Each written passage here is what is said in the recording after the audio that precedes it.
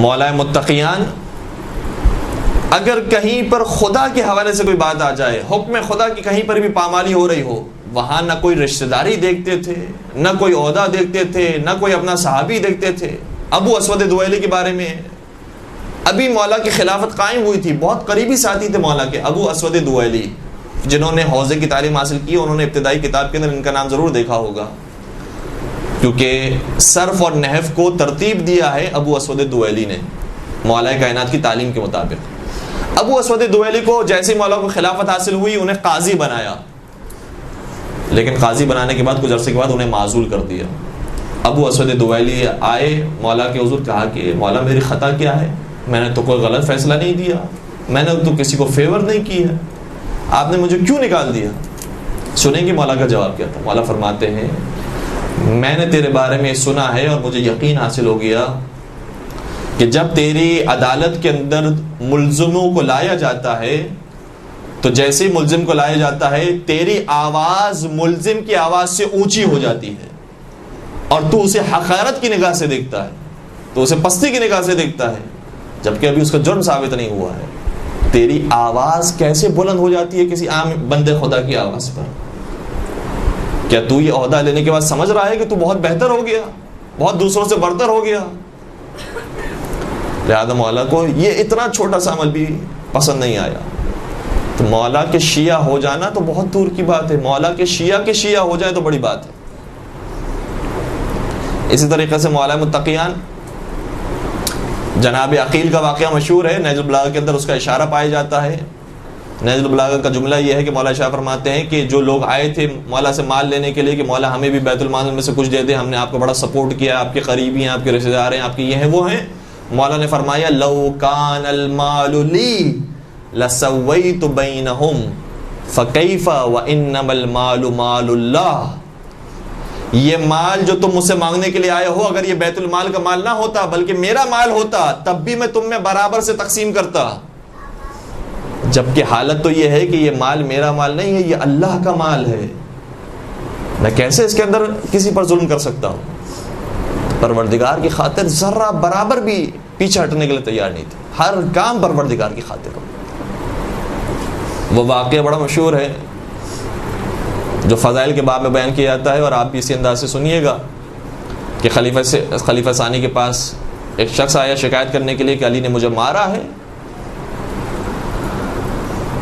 تو خلیفہ ثانی نے کیا جواب دیا؟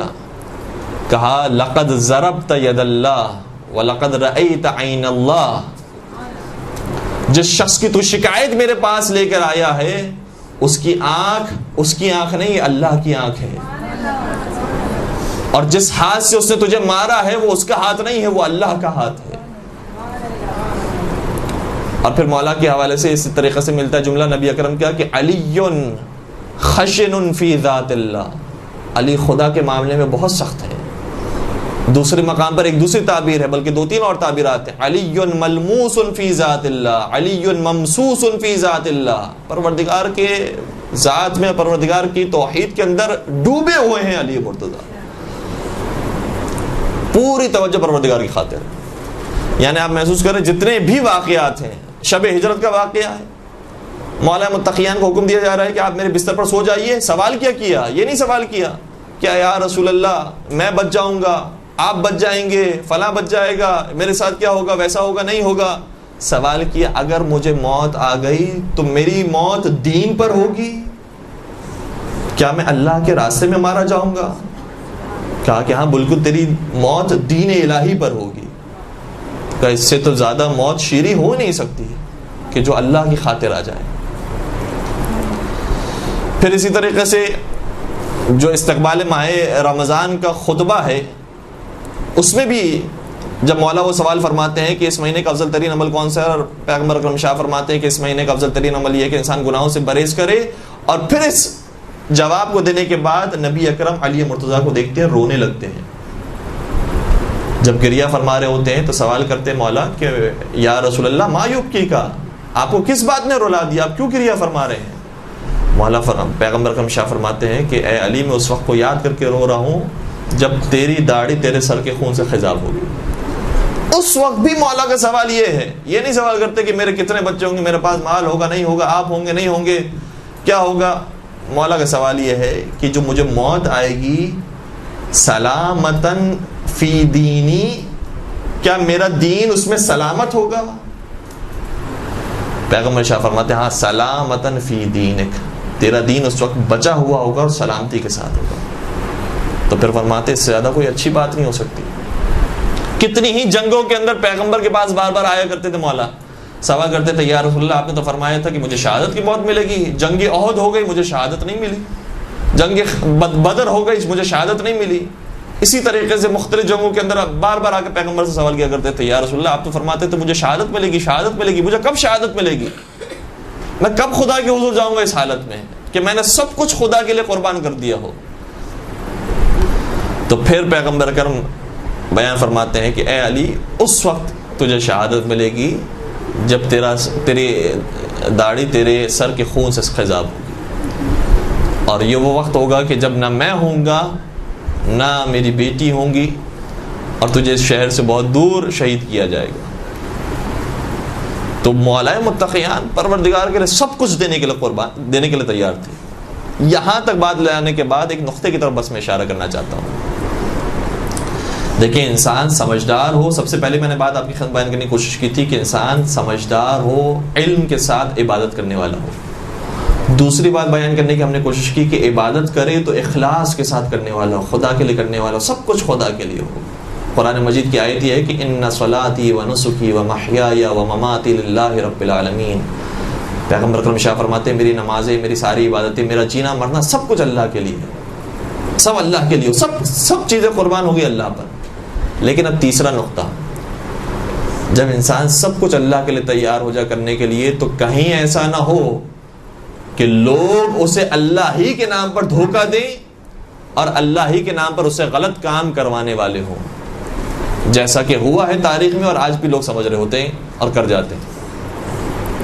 وہ مولا کہ جو اللہ کے لیے سب کچھ قربان کرنے کے لیے تیار تھے، جیسے ہی یہ نعرہ بلند ہوا جو نہج البلاغہ کے اندر بھی موجود ہے، جنگ صفین کے میدان میں بعض خوارج نے یہ نعرہ بلند کیا کہ ان الحکم الا للہ، حکومت صرف اللہ کی ہونی چاہیے اور حکومت کسی کی نہیں ہونی چاہیے، صرف اللہ کی ہونی چاہیے. تو جو اتنا بڑا عابد ہو، زاہد ہو، اس کے لیے تو بہت اچھا نعرہ ہے کہ صرف اللہ ہونا چاہیے، صرف اللہ ہی اللہ، بہت اچھا نعرہ تھا. لیکن مولا کو جلال آگے سمجھ گئے کہ اس کے اندر پیچھے کیا بات چل رہی ہے اور کتنا اس میں دھوکہ ہو سکتا ہے. لہذا کتنا خوبصورت جملہ ہے جو نہج البلاغہ کے اندر شاہ فرماتے ہیں فرمایا کلمۃ حق یراد بها الباطل. نعرہ بہت اچھا ہے، بہت سچا نعرہ ہے کہ واقعا حکومت صرف اللہ کی ہونی چاہیے، یہ حق کا نعرہ ہے، لیکن اس سے جو ارادہ کیا جا رہا ہے وہ باطل کا ارادہ کیا جا رہا ہے. کتنی خوبصورت بات کی. تو کہیں دھوکے میں انسان نہ آ جائے بہت ساری چیزوں میں. روایت کا جملہ یہ ہے کہ المؤمن کیس، مؤمن کو سمجھدار ہونا چاہیے، ہوشیار ہونا چاہیے کہ کئی لوگ ہمیں دھوکے میں نہ مبتلا کرتے ہیں.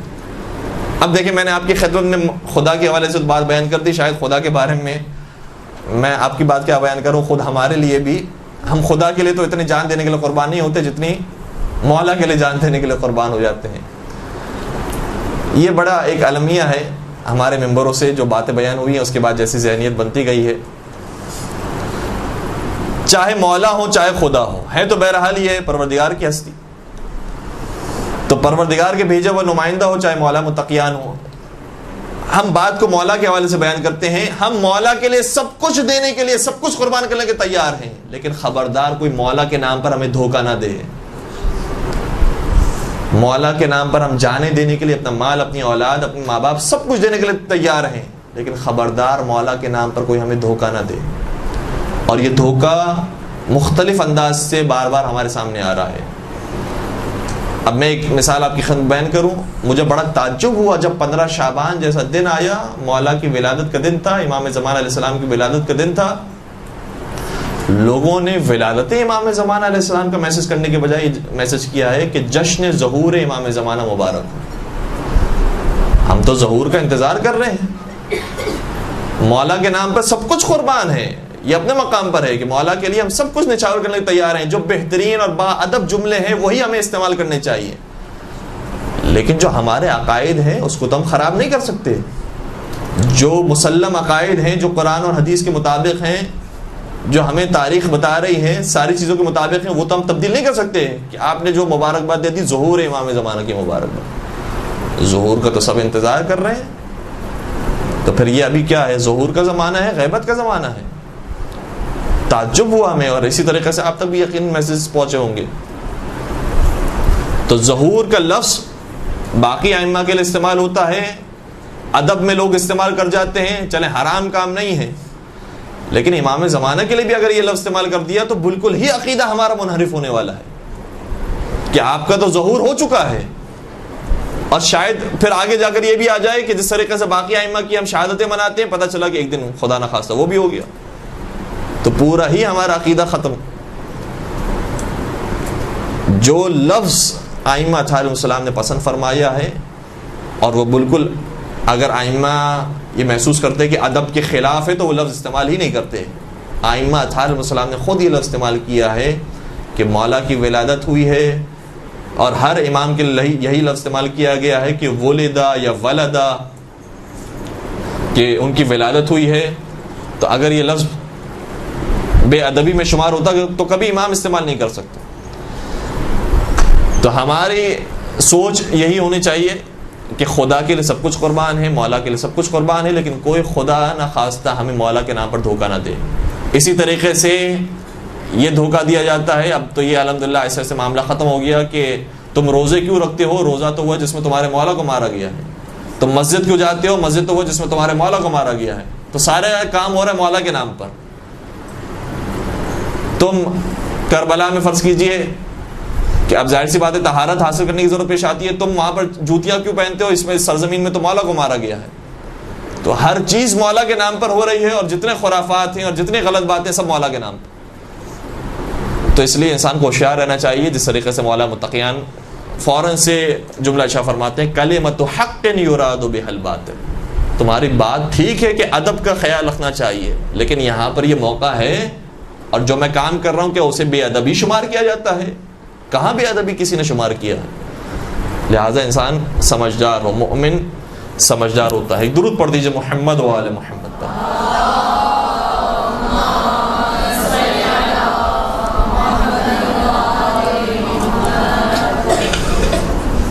ایک اور چوتھا نقطہ بھی تھا, اب میرے خیال میں شاید خستگی زیادہ ہو گئی ہے, اور مجھے نہیں معلوم کہ آپ کی کیا کیفیت ہے. الحمدللہ بجلی بھی آ رہی ہے.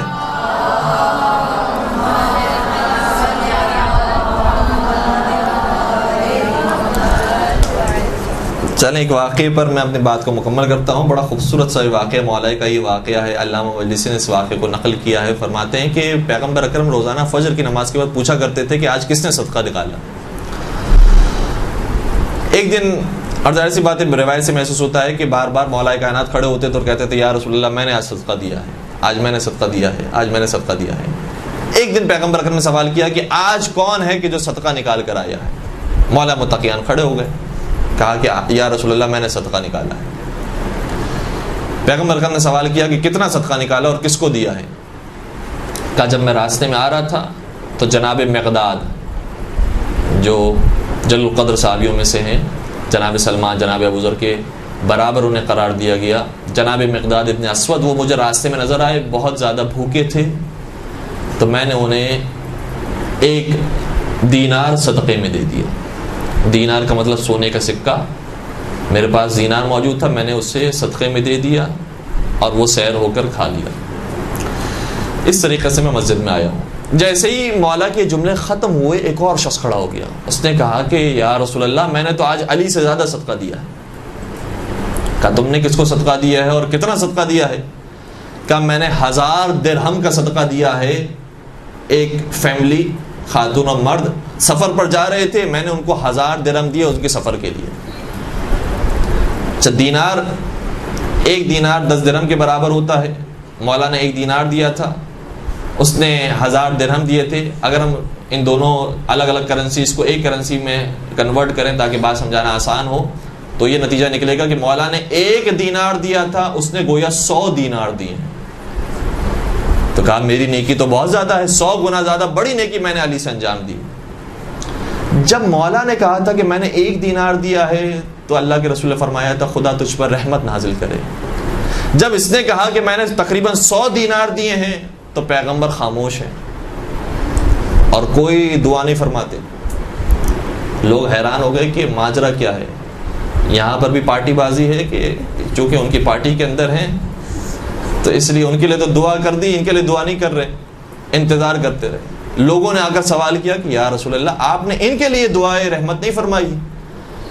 پیغمبر اکرم نے پہلے انتظار کیا، اصل بات کا شاید خدا کی وحی کا انتظار کیا ہوگا، تو پہلے ایک مقدمتاً جملہ ارشاد فرمایا دیکھو کبھی کبھار بادشاہ کی خدمت میں کوئی شخص چھوٹا سا تحفہ بھی لے کر جاتا ہے تو بادشاہ کو بہت پسند آتا ہے، اور کوئی بہت بڑا تحفہ بھی لے کر آتا ہے تو بادشاہ اسے رد کر دیتا ہے۔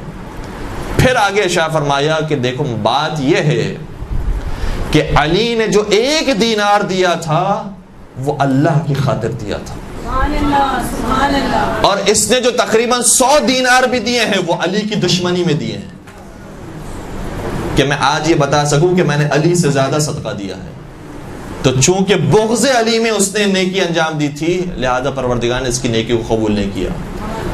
اور پھر آگے پیغمبر اکرم کا جملہ یہ تھا کہ جو شخص اس طریقے سے یعنی گویا بغض علی کے ساتھ دوسروں سے مقابلہ کرنے کے لیے اور حسد کرتے ہوئے اور پروردگار کی خاطر انجام نہ دینے والا کوئی عمل ہو، اس طریقے سے نیک عمل بھی انجام دے تو اس پر رحمتیں قریب ہونے کے بجائے اس سے مزید دور ہو جاتی ہیں۔ اس لیے اس کے لیے میں نے رحمت کی دعا نہیں کی، کیونکہ اس کے لیے رحمت قریب نہیں ہوئی، اس سے اور مزید دور ہو گئی۔ درود پڑھ دیجئے محمد و آل محمد۔